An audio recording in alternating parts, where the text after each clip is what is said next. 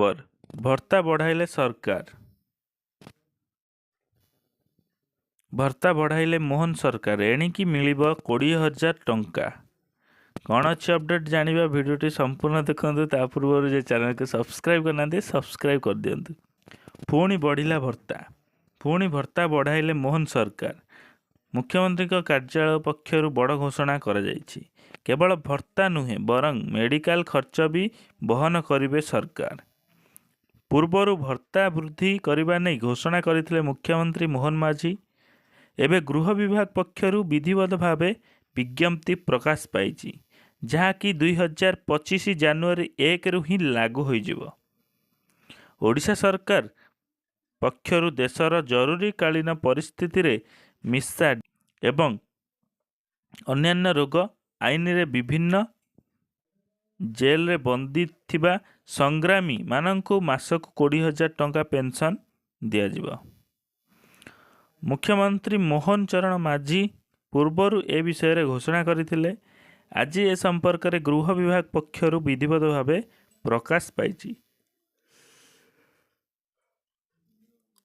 Pension सहित समस्त सामग्री मानक मेडिकल खर्च एवं राज्य सरकार बहन करिवे।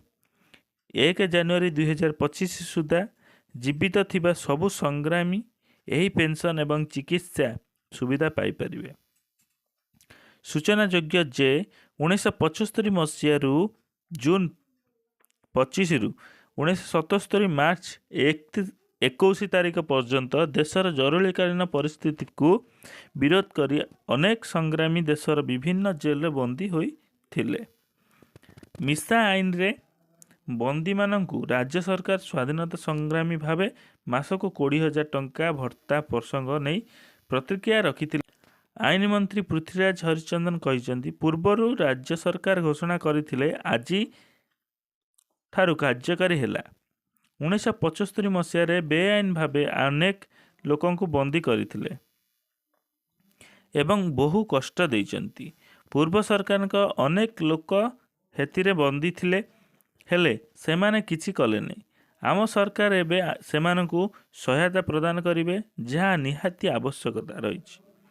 जो माने आर्थिक दृष्टि स्वच्छल एवं भत्ता नेबाकु चाहुनाहांती सेमाने न नहीं पारिबे हेले से समय रे बंदी समस्त को सम्मान देवे सरकार कहिचंती बोली आईन मंत्री घोषणा करचंती।